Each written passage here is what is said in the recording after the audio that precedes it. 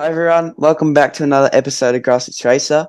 Tonight's guest is someone who is pretty well known in the supercars paddock. He's always done a lot of racing within that pool, so you've always been involved with support categories. You know, you've actually had a go in quite well-known racing series, so it's going to be great to have a chat with Josh tonight.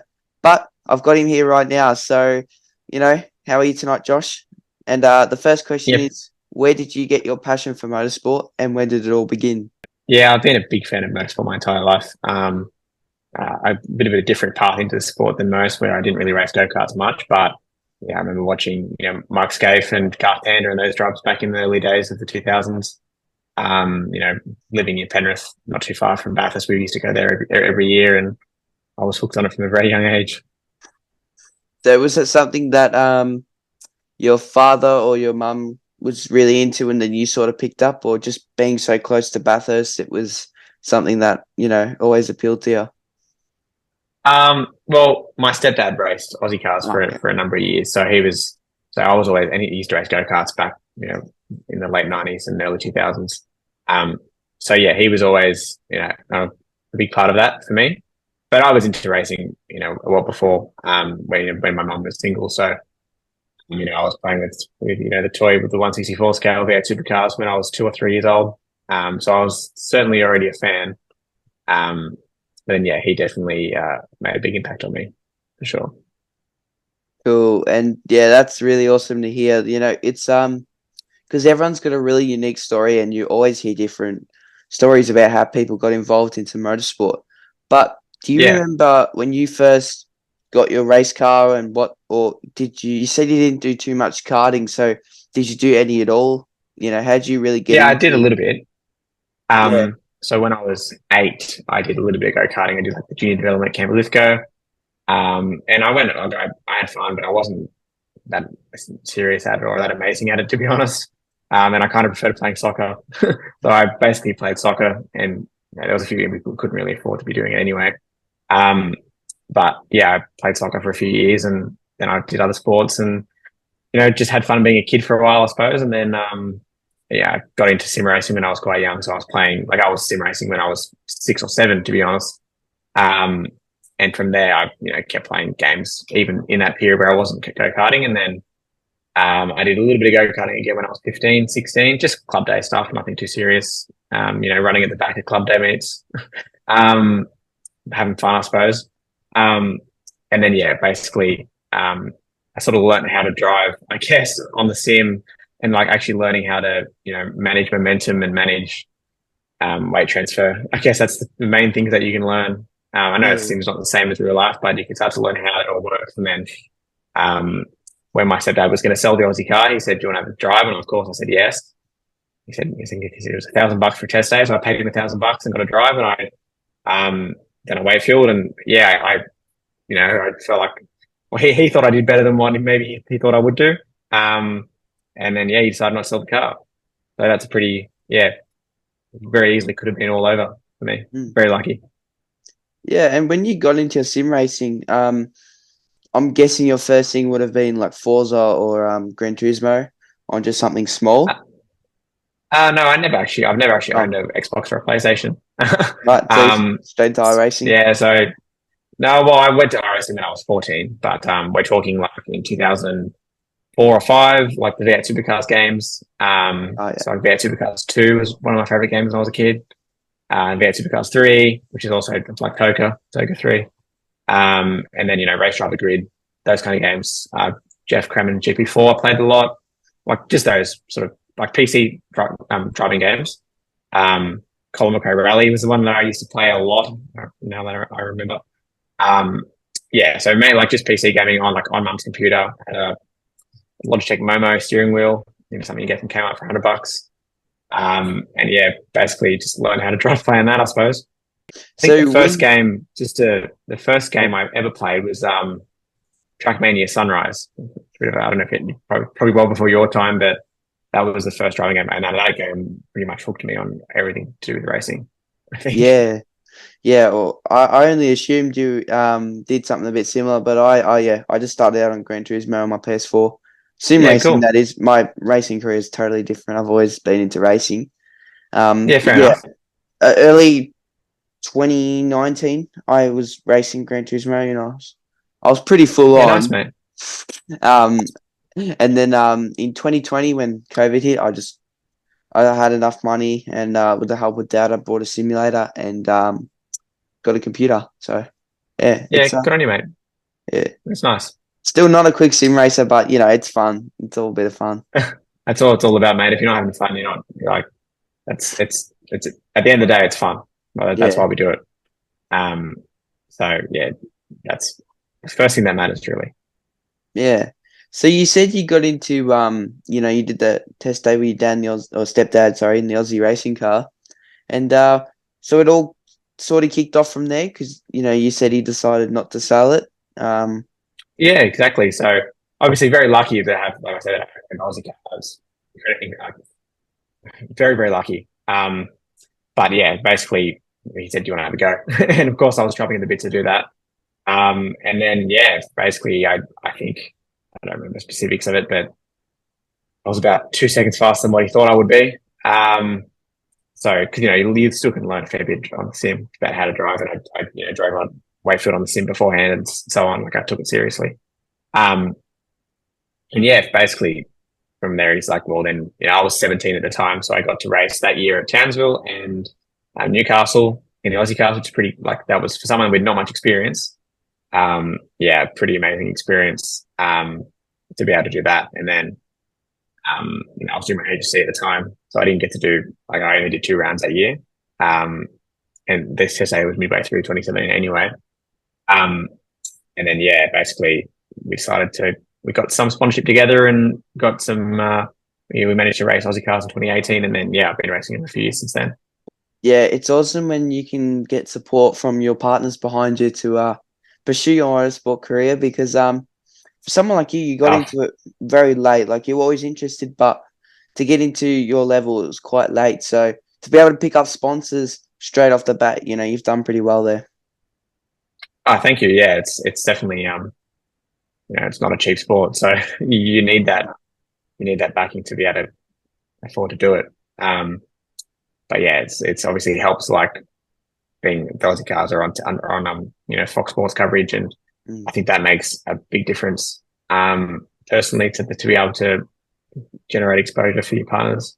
Yeah. Um, so yeah, I feel like that's something that like say if you're looking to chat with someone about jumping on board, that's a massive benefit for them. Yeah, and I believe it was in 2018, correct me if I'm wrong, where they did a bit of Yeah, a change to the Aussie racing cars where they brought, some new generation cars out in a sense, where they changed them up a little bit. So did you sell your old car, buy a new one? Did you do anything else different? I think you may be referring to 2014 when they brought in the 14. Camaro and the Mustang. There's actually been no serious technical, like the cars are pretty agricultural, Yeah. um, but there's been really no serious change to the technical regs for a long time. But yeah, obviously they used to run VY Commodores and AU Falcons up till like 2013, 2014. And then yeah, so we had a Camaro, and then basically in 2022 we decided to basically put a Mustang bonnet on because it's all fiberglass. So Yeah. like it's basically just swap the bonnet over and change stickers. So it's fairly straightforward.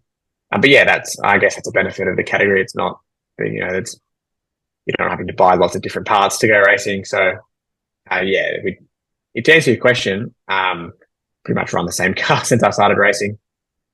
Yeah, that's fair enough because, like you said, they're in a sense they're pretty agricultural, so it's not going to matter because they're all the same shell. Well, you put Yeah, the same. exactly. You can change kits like anything, um, Yeah, and yeah, of then course. you got a new kit on it. Yeah, So yeah, yeah. you switched to a Ford kit. Was that personal preference, or how did that happen? Well, that with so for a bit of context, I did the Supercars E Series for Cooldrive in 2021. And I was obviously driving the Cooldrive Mustang, and then we had a chat. Like I was from there. We obviously identified we had a bit of a relationship there with Cooldrive, so we worked pretty hard to get them on the Aussie car for 2022. And then part of that was obviously we run a Cooldrive Mustang in the Aussie cars, a bit of a obviously a tie up with the Cooldrive Mustang Mm. and Supercars, and then having a quote unquote mini me running around in the Aussie car. So that's essentially what was behind the idea of all that. Yeah. And growing up, were you ever a Ford or Holden fan, or you were just there for the racing? I made my blood was completely red, so I was a massive Mark Skate fan. I pretty I'll openly say that. I was very much a one-eye Holden fan back in the day. Obviously now it's not really the case anymore, but and that, like when I started watching supercars in 2003, 4, 5, Mark Skate was basically God. um, yeah, Yeah, that's some people's opinion. Nah, yeah, yeah. I was certainly was mine. yeah. Dad was a huge fan of Ambrose. So when Okay, I was after Ambrose this time when I was born, but growing up I always watched old races of yeah, Ambrose or whatever. Just, you know, Dad always said if you're gonna watch motorsport, you should watch these guys. And yeah. Well, you got a lot of passion for it. It's great to see. mm. And Yeah, with so you were pretty like you obviously I don't want to say that because it sounds a bit it could come off a bit that's wrong, right. but you were That's all lucky to good. get the opportunity to race in the Very Supercars lucky, E mate. Series in the E Series. Yeah, 100%. So I drove the E Series in 2020 with Team Sydney. And that was like, it's a very competitive series, that one. Yeah, So, like it was fun. I didn't do that well, but I did okay. Um, had some moments like I qualified fourth at Bathurst and then my internet dropped out in the first lap. That was frustrating. So I think it was basically my best performance all season, and then my internet dropped out. But that's what happens in racing all the time. And then I did obviously from 2021. Then I drove a Cooldrive, and then also in 2022. So that's been a cool thing to be involved in. To like I enjoy doing sim racing, so to race on TV, sim racing is pretty fun, pretty cool. yeah, Um, Although like I don't even watch the races my back, so it's in some ways it's like it doesn't really matter. But yeah, it's it's still pretty cool to be involved in, I suppose. yeah. And I didn't watch a whole heap of the online series, but did you ever do the co-drivers? So where you paired up with Tim Slade and then you race against the other supercars drivers and that? No, I wasn't in. Oh, I guess we because they have done like a Baddest Enduro in Yeah, E-Series, and like that's a common thing in sim racing that we've done. Like for example, a few years ago, like a big Baddest 1000 event, the V8 Scops Baddest 1000. It's probably like I guess the pinnacle Baddest 1000 in Australian sim racing. So I won that with Madison Down, he won the E-Series yeah, last year. So like obviously we did that as a as a full Baddest 1000.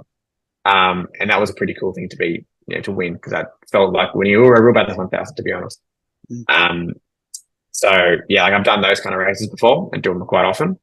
Um, I drove with Brad Vaughan in 2022 E Series, like in the Sandown and Bathurst Enduro. He's obviously now in Super 2. yeah, And then I drove with Matt Payne in 2021. So, like that's, like I said, for those rounds of those series, they weren't long races. They were only like barely an hour.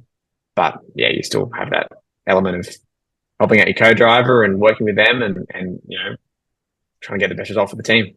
yeah. As you might not know, but we actually had Brad Vaughan on here, so that was pretty cool. Oh, cool. He's a But good bloke. the official Spa 24 hour was this weekend. And the team I'm in did it. Esports, I didn't do it though with them. Did you get up to, did you do any 24-hour racing over the weekend or not? I didn't, unfortunately. Had some family stuff I had to attend to, but the team that I'm in actually won top split, which is pretty cool. So the top split of Oh, the European like time slot, that BS competition. So I actually drive for them. And they're pretty insane to be a part of. They're a pretty amazing team. Um, they did really well, winning top split. I was on the sidelines. I had, as I think you'll probably find it yourself when you get older, and you start working full time and you have less and less time. And I really barely get on the sim these days, to be honest. As much as I'd like to get on it more, you just don't have the time. yeah. I bet you're still really quick. Do you know your fastest lap at Bathurst? In what? Yeah, iRacing, Like that. supercar. Yeah, like supercar. I did I think about like 202, 2019 on cold weather. But like that changes. The weather makes a massive difference. Like for example, when the ZB supercar first released in 2019, season 4, 2020 season one, I should say. It was like doing 59s. So like the time models changed. Like you can't compare like the world records in racing. You can't compare. You have to only compare to like that season because obviously there's the time model changes and the game changes and so but yeah, I do play racing a fair bit and yeah, I guess even though I don't play much anymore just because it's time limited, you can get on to be reasonably quick straight away because you've done it so many times that it's like riding a bike. But obviously to be really competitive, it takes a lot of effort and it's quite grindy. There are guys that do it for their job, which that's I couldn't think of anything worse to do full time. To be honest, I'd obviously rather go to work. But hey, if that works for them, that works for them. It's all part of the fun, I suppose. Yeah. See, racing for me is just sort of like get on for a bit of fun, or yeah, exactly. Even just practice for real life if car track combos match up. Yeah, I find it fun, and I definitely race for fun. It's an interesting question about the practicing for real life because I don't actually think there's that much benefit in driving the same car track combo. But what I think is beneficial is being able to adapt quickly. So like say I race Aussie cars at Townsville the other week. I didn't get on before Townsville and drive 500 laps at Townsville and Aussie car because it's not the same. It's wasting your time. Track's way different, like on the Corsa or AMS, and the car's way different. Even though like I've modified the car a bit to suit the physics, like to suit my own physics, that I've sort of, and it's like all tuned off feel, but it's still not the same. Yeah. But what I find is beneficial is like, can you do a serious race, and can you put a lap together under pressure in the first 10 minutes of the session? Like, or can you go straight out the gate and go, there's your lap time? And like that to me is pretty much reflected in the real car, like that same feeling of being able to perform under pressure, and then racecraft stuff, managing a race, adapting to a different time model. Like in some ways, real life is just a different time model. Yeah. So you drive on iRacing, you drive on Automobilista, you drive on a Corsa. All three games drive slightly differently. In some ways, majorly differently. So I think that's really important if you can be fast quickly and you can learn quickly, then when you get to the real world, well, you just have to learn quickly again, and you learn the track and the car combo, and hopefully within 3 or 4 laps you learn and you're on the pace. Yeah, and that's what I try to do. Like I don't necessarily, like I say, I don't drive 500 laps to the track that I'm going to be racing. I'll definitely do some laps if it's a track that I haven't been before, or somewhere that's new, or like because obviously you're going to want to know the layout and the rough idea of where to go, because you only get 20 minutes of practice at a supercars event, and if someone crashes, it gets red flagged and session gets cut by half. So anytime you can speed up your learning, that's a great opportunity. But yeah, it's definitely an interesting question, I think, because I know a lot of people now, they use simulators for great benefit. Yeah. I mean, AMS is like, if you get the physical aspect of it right, it can get quite realistic, because I did Australasian Sim Racing League. You might have heard of them, you might not. ASR. ASR, yeah. So I did the Super 2 for ages, and now I'm just sort of a sub for my team, whatever, because I don't have time to jump on. Yeah, righto. Do it full time because they want you to commit.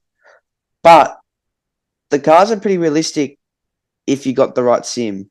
So Thomas Randall, who helps build the car, his dream simulation is incredible. Where mine's a G27, the brakes are nowhere near the same. That's what you mean. That's what you mean. It's not realistic. Well, I would say, but it's funny because like I know guys that are incredibly fast on G27s, and like I used to race, like I used to have a G25 and I raced on that for years. And I feel like I'm no faster now than what I was when I was 17 on my G25. But yeah, obviously it feels nicer to drive. And like I've bought expensive gear, and I've got, now I've got a direct drive wheel and nice pedals and a nice rig and all this stuff. But it's more for the immersion factor, I think, than actually speed, at least in my opinion. Like to me, it made no difference. Probably even, to be honest, less different than what I maybe hoped for. But hey, again, everyone's different. So I kind of missed my G25 until it caught fire, which has been a sad day. But yeah, that was funny. Yeah, go on. Oh, my G25 caught fire. It's basically the story. I was in an iRacing race in 2017, and yeah, you get the typical smell of electrical fire, and I kept going. Like I wasn't going to stop. I made sure to finish the race. I didn't want to lose already. So yeah, I finished the race with the wheel that was on fire. Like it wasn't flaming, but it was Burning. smoking. But I finished the race. So like I barely, and then I don't know, I don't know how, to be honest, because I would have thought I would have disconnected. But yeah, I finished the race, and then I'd turn it off, and I never used it again. Yeah. So, tales from the vault. So is that your important lesson? Don't quit a race. Don't lose your iRating. No, I never quit a race. No, I never quit a race. I never quit a race. I can't do it to myself. So I'll race if the house is burning down, mate, I'll be still, if I'm racing, I'm racing. It's just the way I am. So That's fair enough. I kind of wish I wasn't. Like in many ways, I wish I wasn't, but that's the way I am. So Yeah. that's the way I am, I suppose. Yeah. Well, yeah, honestly, I think even if it was in the real car, like I see a bit of smoke sometimes. I've had a lot of issues with my car. So sometimes I see smoke and I'm like, if the marshals start signaling me, that's when I'm gonna stop. Well, I've had a moment like that. When I drove the Aussie cars last year at Tasmania, in the last race, I had a upright failure. So yeah, basically from like lap 5, 8 lap racing it was. My car was darting to the left under brakes. Like really, it was pretty hard to drive, to be honest. And even my dad said, Josh, if I was you, I would have pulled in, but I didn't pull in. And I still finished 4th. So it was quite hard to drive. But I managed to sort of quickly learn about how to drive the car, because then like obviously Simmons playing with all left-handers, so it's in some ways in some corners it was good, because obviously you'd hit the brakes and the car would aggressively dive to the left. But like I said, turn 1 was really hard because the right-hander going over a crest and coming. Like I remember that was like the first up after it broke, I almost crashed because didn't expect it to behave that way at turn 1. But you learn quickly, and you can adapt to that. And I finished the race 4th, and I guess that had I retired from that race, I wouldn't have won the championship. So in many ways, that's the kind of thing where you just have to keep racing till. Yeah, for me, I'll keep racing till the thing's probably on fire, and then I'll get out. Yeah. So that's just the way I am, I suppose. It is what it is, and it honestly depends on the circumstance and whereabouts you are. Because if you're not fighting for a championship, maybe. Yeah. But, when you're heavily invested and you've spent so much money, you might as well keep going. That's still a race, mate. I mean, if you're racing down in 20th or in 1st or 80th, it's still a race. Yeah. That's the way I think. So I love it. So it's just down wide, I suppose. That's awesome, though. But what was your favourite track that you've driven on in the Aussie racing cars? Because they're quite interesting. So what sort of track? Yeah, they're cool. Favourite? Oh, for sure, Bathurst. Like and then as you mentioned, I'm within a couple of hours from Bathurst, so I grew up there. Went to the track all the time. My dad actually lives in Bathurst, because my parents are divorced. So yeah, having my dad live in Bathurst, so I remember many mornings when I was a kid, like waking up at my dad's house on the Sunday, the Bathurst 12 hour, and you can hear the cars and like all those kind of memories. So yeah, to everyone says they would love to win the Bathurst 1000. And of course, when I was a kid, I dreamed of doing that. And you can be fairly realistic and know that's not going to happen now. But the fact that I've won a race at Bathurst in anything is, that's amazing. Like when I look back on the racing that I've done and how lucky I've been, that's something that I'll cherish the rest of my life, that I've been able to race there and win there. Race there is an amazing achievement, to be honest, considering, what I dreamed of doing when I was a kid, and watching, my heroes race around Bathurst, and to drive there and win there is awesome. And it's a fantastic track to drive. Like obviously I'd love to drive it in a V8 supercar. But in an Aussie car, it's heaps of fun still. And it's not got the most powerful engine, but across the top, when you come off you come off the cutting, and you're flat across the top of Skyline, across through Solomon Park, Reed Park, McPhillany. And it's like it's just flat. It's not easy flat. in many ways, it's actually easier flat than lifting off, because when you lift off the throttle, obviously the weight shifts back onto the front axle and then you get loose. So you've sort of got to stay in the gas to keep the rear tires loaded, which is, that's been something that's, I know some people have found that quite tricky. I find it fun, to be honest, but yeah, that section is awesome. I think it's sort of just flat. And then coming down the hill is nothing. Yeah, nothing compares to that feeling when you go down the hill at Bathurst, and it's just the most amazing feeling. So, yeah, that's definitely number one for me. But I've been super lucky to race so many different tracks. Yeah, I never really thought, like I said, I wasn't a go-karter. I honestly, when I was 16, I never thought I'd reach to race cars. So yeah, so I've been super, super lucky to race anywhere. So I pretty much enjoy it. There's not really any track that I don't enjoy. Yeah. To be honest. So yeah, pretty happy, pretty lucky. So does Dad still live in Bathurst, and you go visit him every time you race? Yeah, exactly. So, I visit him often when I'm not racing. So yeah, so my dad and my stepmom and my brother live in Bathurst. So, I've got 4 younger brothers. Yeah. Well, we not when we're racing, we've got our own accommodation there, but yeah. So it's yeah, obviously that means when I go up there, I always do a few laps of the track. I pretty much every time I go up there, I do a few laps of the track just to reminisce. Yeah. But yeah, it's like even driving it at 60 k's is pretty awesome. Yeah. Ever been done by the speed cameras? At Bathurst or just in general? At Bathurst. No, mate, I'm pretty responsible. I drive like a grandma on the road. So yeah, no, I'm pretty responsible. Although, like, say the left-handers where because obviously you follow the road rules. It's like coming down the dipper, going up the cutting, coming out of the elbow. You're on the left-hand side of the road already, so you can sort of send it a little bit there. The speed limit's 80 k's, sorry, 60 k's. So you go around the corner at 60 k's. But yeah, that's about it. That's fair enough. That's fair enough. Have you ever seen anyone hooning up the mountain, or? Oh yeah, you see a lot of punters. That's what I'd say. A lot of punters, and they're clapped out Commodores and fully sending it. I've seen people get booked. Pretty funny. But yeah, it happens, I suppose. Like but it's still summer. Like I wouldn't do it because it's there are people walking and there are people. Someone's house, like it's like people live on the mountain, so I just enjoy the scenery and take a nice slow drive. But I know other people think it's a racetrack, so whatever works for them, I suppose. Yeah. But for those who don't know, you did win the Aussie Racing Car Championship.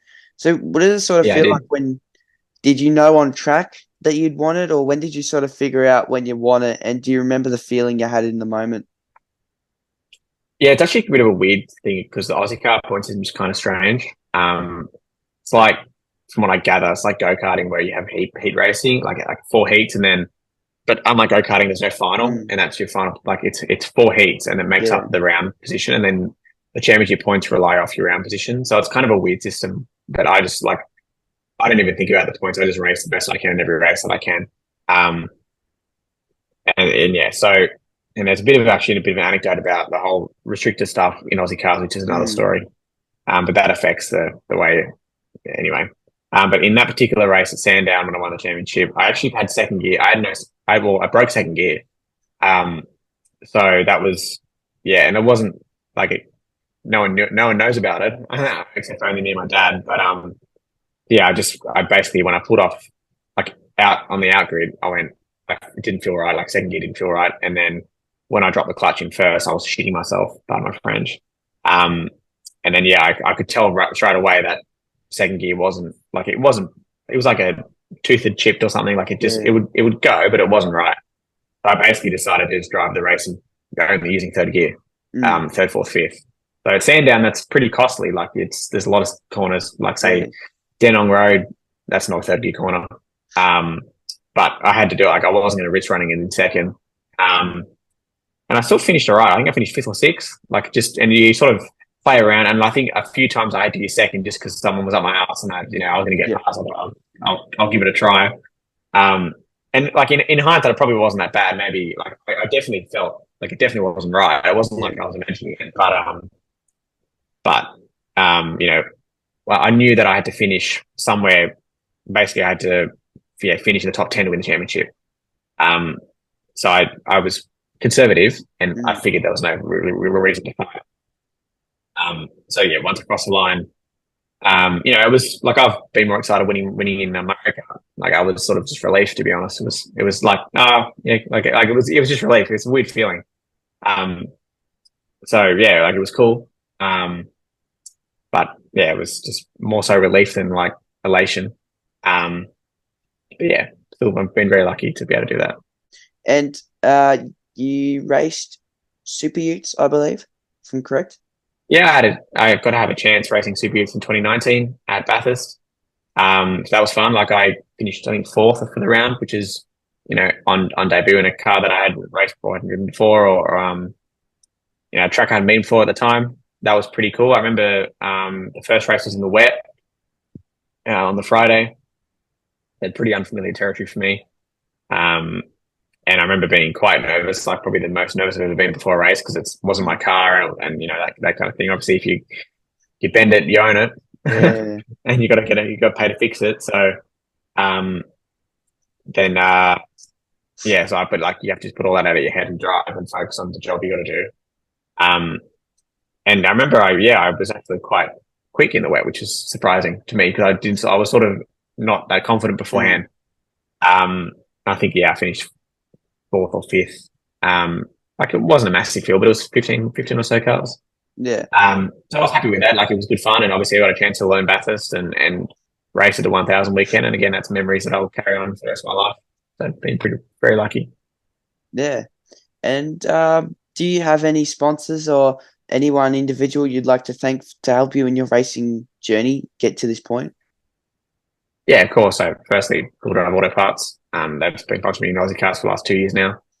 And then we've got Frenzo, Modal Oils. They've come aboard with us this year, and they've been great. And Organic Proteins. It's Kent Quinn, who also races in Aussie cars in the Organic Proteins car. He's been great to me. And then obviously my stepdad Darren Chamberlain. He's without him, none of I wouldn't be racing at all. So and he like we're a father and son team. We don't rock up, pay invoices, and drive the car. We work on the car ourselves. We do everything ourselves to try and make it all add up. So in that respect, he works his ass off to get us on the track. He's much better as a mechanic than I am. So like I learn, like I want to learn as much as I can, and I enjoy learning about that side of things. But yeah, definitely. He's without him, it definitely wouldn't be happening at all. So I've been very, very lucky to have good people around me to help me, live my dream, I suppose. Yeah. Definitely something that I never thought I'd get to do. So yeah, I've been pretty damn lucky, I suppose. Yeah.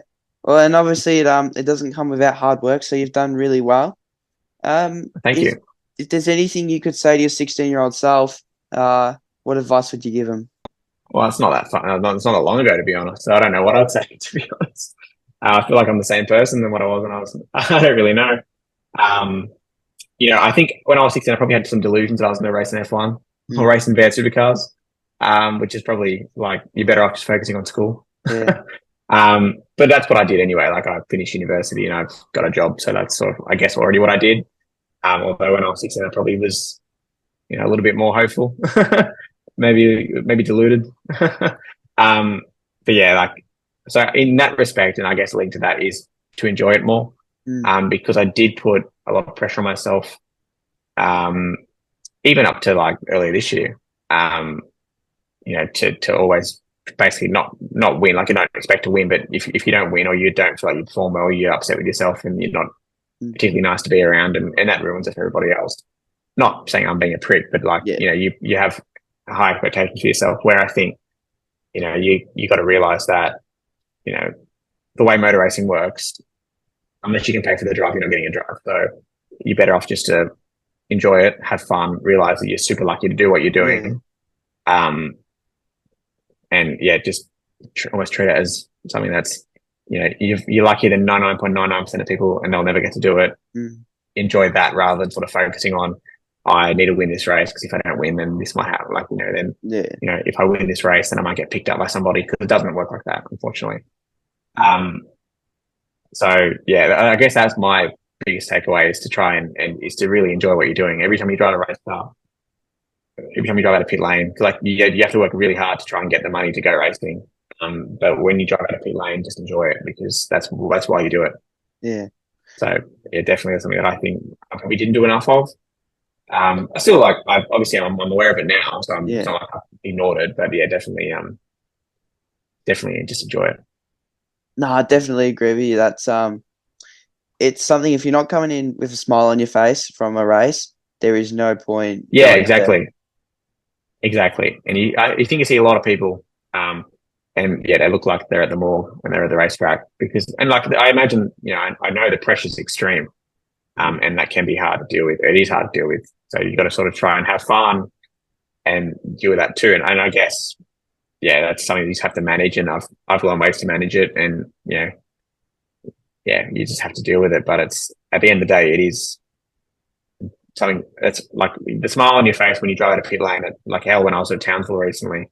And every race was just like, even though like I had no engine and I was like, I won the round, but I had no engine at all. So it was pretty frustrating.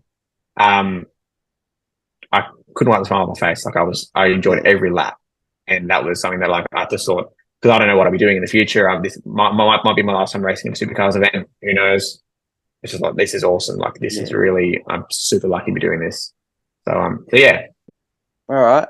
Well, thanks so much. Yeah, no, I really appreciate you jumping on, and I hate to sort of stop the conversation, but yeah, I really do appreciate it, Josh, and it's been great to hear your story, and hopefully there's more to come in the future.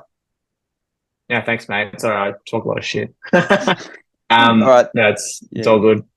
All right. Cool. Easy as, mate. Cool. Thank you. And remember, to anyone No driving worries. this weekend, drive fast and take chances safely, of course.